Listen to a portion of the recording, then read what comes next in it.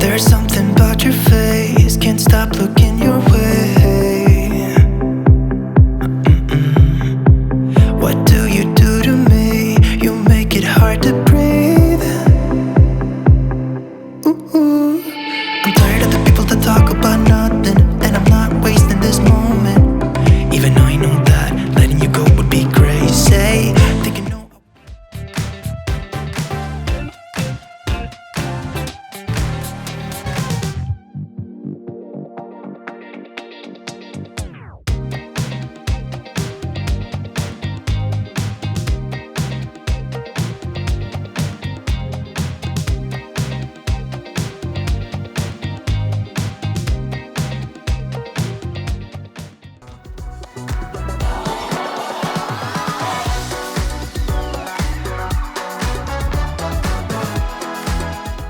I was a little girl, I always loved entertainment news. It was kind of a tradition for my mom and I to get into pajamas and put our heels on and watch our favorite TV shows in every single award show. It sounds ridiculous, but I didn't realize I could make TV for a living. It just seemed way too good to be true. So I kind of just figured everybody volunteered in Hollywood because, people in Hollywood have all the time in the world to do that.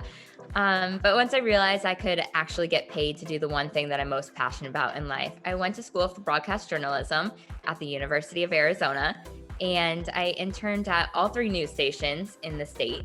I learned every single stage of the production so that I could be extremely competitive candidate upon graduation. And I ended up doing 12 internships as a whole during my 3 years at university. But my very first internship within the Hollywood industry was actually with Conan, and he's the most amazing person ever. Then I headed to TMZ and their sister site 2Fab, doing all the in-studio interviews and junkets and red carpets and things along that nature. And then after 2 years of the best career start that I could have asked for, I decided it was time to move on and to challenge myself a little bit. And that's when I found Entertainment Tonight. And my career has kind of just blossomed from there. And I'm very lucky and fortunate. And I've put a lot of work into this because this is what I've always wanted to do. And it's just a really exciting career that is always something to look forward to and never a dull moment.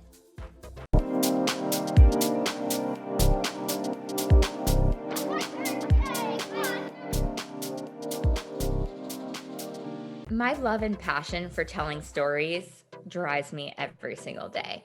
We found ourselves in a very difficult year in 2020, with many experiencing drastic changes in their personal and professional lives. And although I'm not the one out there on the front lines curing COVID or changing the laws, I hope that my reporting can at the very least put a smile on someone's face who just needed a good laugh this year. I hope that I can be a safe place where all viewers feel represented and heard and appreciated. And I hope my reporting can help with their stress, even if it's just for a little moment. I hope that what I do can create a constant space of positivity for people all over the world. Because like I said, I'm not out there changing people's lives, but I hope I can make them smile.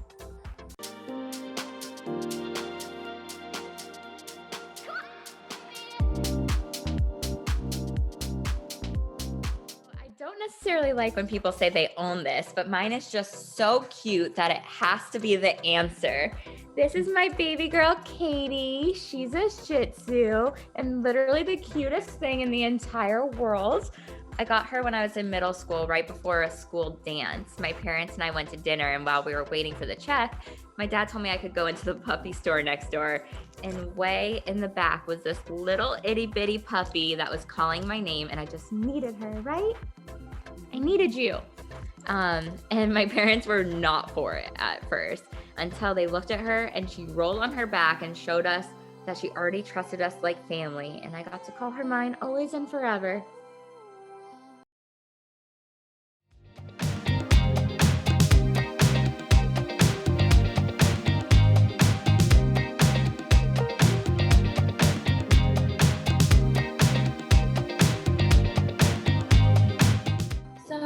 I downloaded TikTok really early on when it started out, but only recently did I start posting. And when I started posting, it was only until like last week that I just spontaneously decided, oh, let me share this story that all my friends like. So then I told the story, and then overnight I got like 8 million views, and it was an overwhelming amount of positive feedback. So then I just continued to do this series and tell more stories about my life, and people really seemed to enjoy that. So that's why I kept doing it.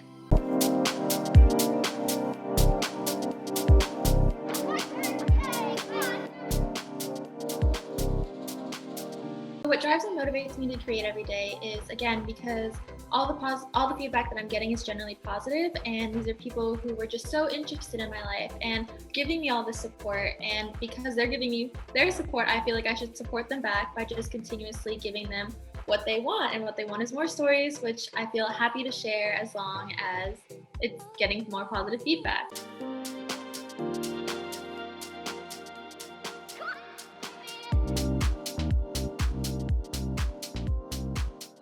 Favorite thing that I own would probably be my cat. My cat's name is Squeaks, and I actually found him last year. I tend to cut my own hair just randomly all the time. I was cutting my own hair at 11 o'clock at night, and I heard a cat crying. So then I go out to the front porch, and he was there, and he just ran inside, and he was so small. I think he was maybe like 2 months old, and I couldn't just throw him back out. So I brought him inside, and I showed him to my dad, and we kept him in the garage because he had other cats. We didn't know what he had. So then we kept him in the garage, and we kept feeding him, and we didn't know what to do.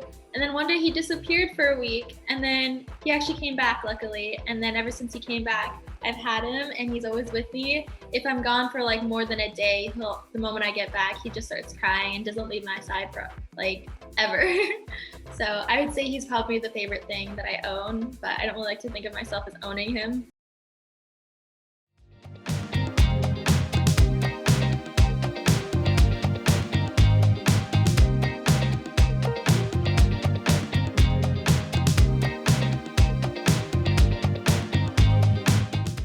So what happened to me, so you should know that I just celebrated 26 years of sobriety. I got sober at 25, and I had a pretty nice career in entertainment, marketing, public relations. Worked with some nice brands like Barbie and Doritos and Gap. 5 years ago, I was speaking at a meeting, and I told my story about getting sober in my 20s, about creating a company, being an entrepreneur, mentoring a lot of young people. And this woman comes up to me and she goes, you would make a good recovery coach. And I never thought about it, And she says, basically, with your background of entrepreneurship and business and entertainment and mentoring young people, you'd probably make a pretty good recovery coach considering all your recovery, all your sobriety. The company started as a coaching business, Startup Recovery. What we did is, it was just a one-man show. It was just me. I used to go into treatment centers and sober livings and basically coach people. And my secret sauce, hey, it wasn't about getting sober. It was, I am sober, now what? And it was about life skills. It was about getting rid of shame. It was about doing intentions. It was about taking the mask off. And I started putting together a curriculum around that. And over the years, developed what is a substantial in-person coaching online called the Recovery Playbook.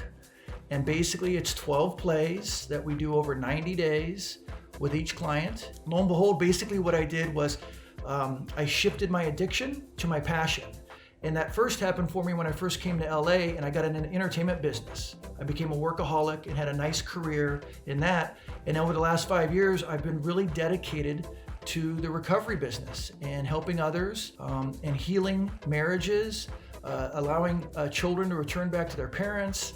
People will get their jobs back. I mean, I sit in gratitude with you today because I'm so grateful that I actually get to do what I want to do. And what I will share with you is, and I think this is a pretty cool story, is I believe everybody has an it factor. And what it is your superpower.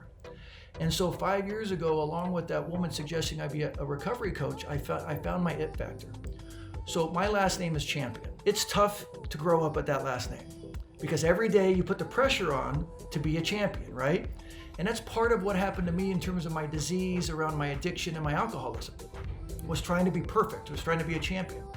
And what I came to believe over the last 4 or 5 years is I looked up in Webster's dictionary, the definition of champion. And the first definition is what we know. It's a winner, it's a leader, it's the person who finishes first, right? But the second definition is someone who champions a cause or mentors. And so I truly believe I'm living into that second definition of being a champion. And that is truly what my it factor is.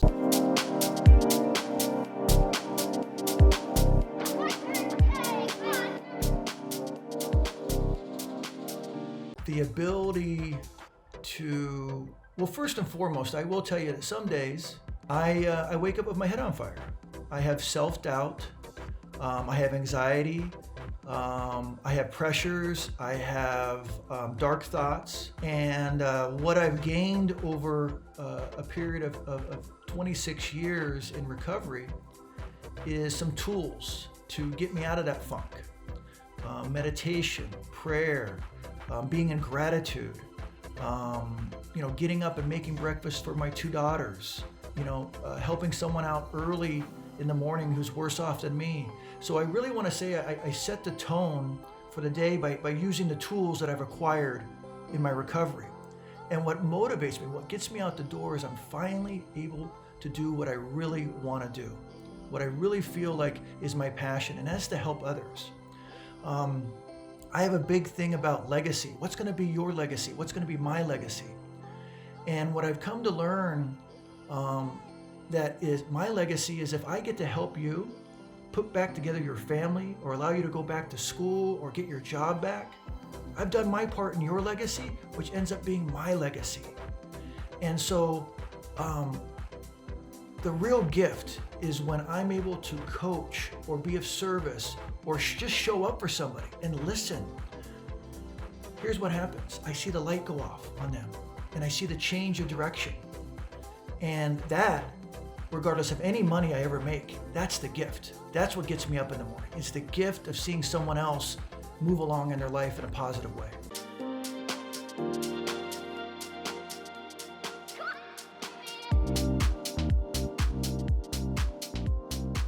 So my favorite thing that I own is my business, Startup Recovery. And here's why. It is something I co-own with 2 of my partners, Jeffrey Van and Patricia Myers, who are just godsends. They for every weakness I have, they have these 2. They have strengths of their own that manage us to have this beautiful business that we own. And so when you say what is my favorite thing to own or what has the most meaning and how we got there, we started with humble beginnings,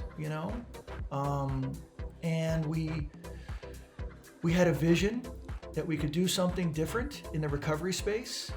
The reason why I cherish this is because we help people, And if I can give you a little history on the name. So I used to teach at USC and I had a mentor there.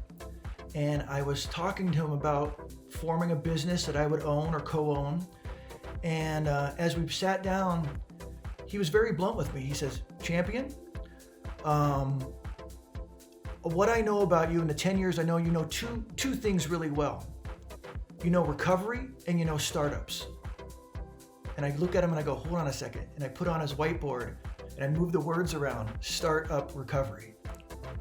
And that's how we came up with the name, because he really did focus me on the 2 things I do know really well. And that's growing startups and helping people in recovery. And so that ownership of that name, Startup Recovery, and the houses and the apartments that we have and the program we have, we get to be part of someone's legacy, and I love that ownership in that. And so when you ask me what I love to own most, it's not a house, it's not a car. I can't say I own my wife or my kids, but that's not politically correct. But in terms of ownership, I would have to say my business, because we built it from the ground up. We're humble about it, and we are relatively successful. So thank you for that question.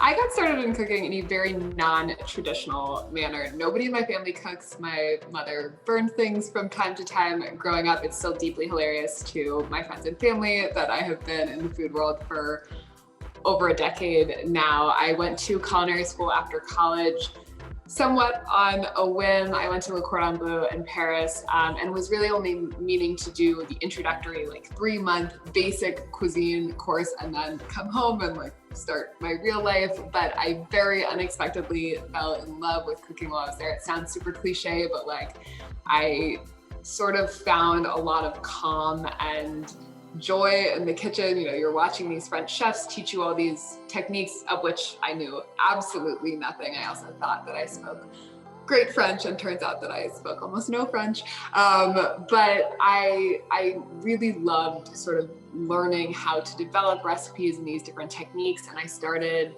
a food blog while I was over there and just really fell in love with sort of the storytelling aspect of food and sharing that with other people.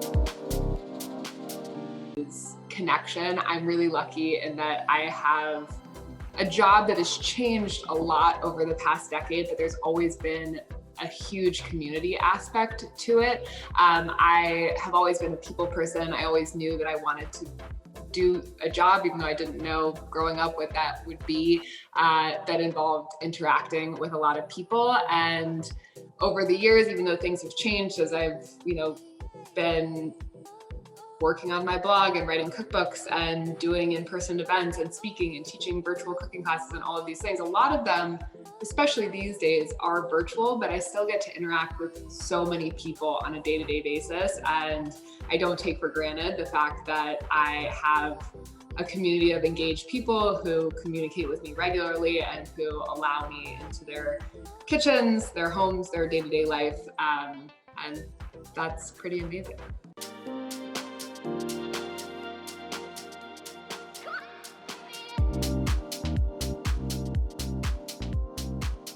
I thought long and hard about the things that I own that I really, really love. And I am mildly embarrassed to say that I love my Le Creuset 3.5 quart brazier. It is weird to feel this attached to a piece of cookware, but I once auditioned for QVC and spent literally 15 minutes selling it and could easily do it again. It's the most used piece of cookware in my kitchen. It's the number one thing I recommend when people are making wedding registries. You can do literally anything in it, from making a soup or stew to a stir fry to roasting a chicken. It's also really beautiful, given that I spend 90% of my time in the kitchen. I have grown very attached to it over the years, and it was actually a wedding present, so it feels like it has, a little bit of a story behind it. I used it for the development of half of the recipes in my last cookbook, and so it will always have a special place in my heart. And if anything ever happens to it, Le Creuset will replace it, thanks to the warranty. You're watching Bespoke TV, where beauty, fashion, and lifestyle come to life.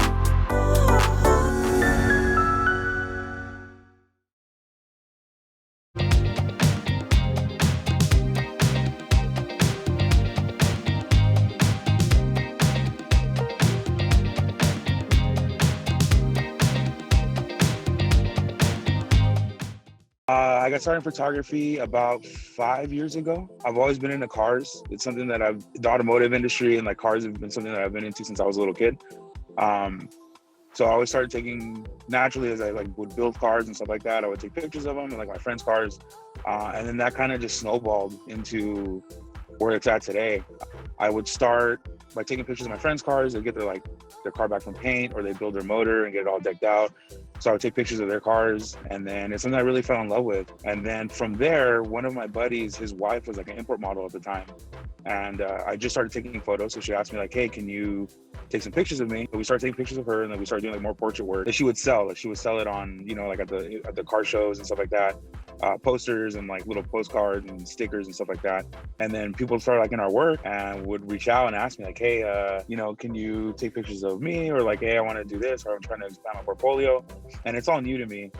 It still is. I'm still learning. So that's where it kind of led into now. So some of the stuff that you guys see is cars and the model work that I do, the portrait work that I do.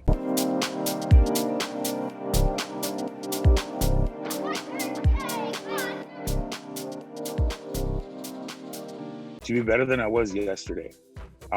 Keep pushing, you know, like one foot ahead of the other. There's certain goals and stuff that I set for myself. Like I wanted to get published, and then I reached that. I wanted to do like work with certain companies, and I reached that. So just that constant chase to like get to that next level and like keep pushing, keep like bettering my craft. That's what drives and motivates me, you know, that level, or get to, you know, help elevate their brand, or help elevate, you know, with their shooting style and stuff, just because it's like no one really did that for me when I first started shooting. It just kind of like, I'm just doing it all on my own and like firing at the hip. So it all pushes me, because there's like an end goal where I want to be able to, like I said, just shoot and do stuff full time, and have this, you know, be able to travel and have all that pay for everything, you know. So that, I guess that'd be the main goal, just to be what drives me is just to be better, to get better, be better, and then, you know, to ultimately have this be like a full-time, you know, thing.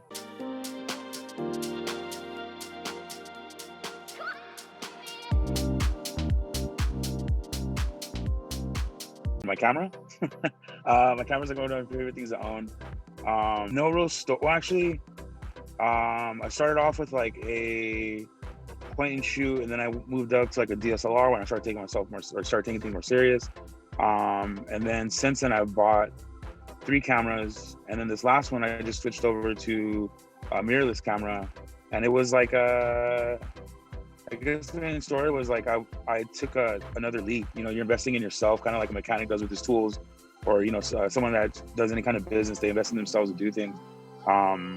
It was nice to be able to purchase the camera and have it be from the funds that I made while I was shooting, just taking some of that money, putting it aside. So when I bought this camera, you don't notice it, because like when you're involved in this stuff, when you're involved in these things, you kind of, you're so wrapped up in it where you're just like, yeah, just put money down, like I'll pay it. And because you're into it. It's like a hobby, it's something you like. So I didn't notice it until I would talk to my friends, like people that aren't in the industry, or like just random friends that like, you know, they would talk to me and be like, hey, how much is your camera? And I tell them, and they're like, oh shit, like that's a lot of money. Like you did this. So it's kind of nice to be able to like, you stop and take a step back and you look at it, and like, damn, I started with like a couple $100 camera, point and shoot camera, taking pictures, and then now I'm at a point where it's like the camera's, you know, better quality. It's a little bit more, and I don't like to put like a monetary like value on things, but it kind of like shows you, like you kind of, it's nice to like acknowledge it and be like, hey, look, like because of what you're doing, you can still make dope stuff with like with your cell phone camera, obviously, but to be able to like to do something and be able to purchase something or you know, acquire something that was based on like, all right, your work and on the work that's been accumulated over the last, you know, the last year is kind of nice.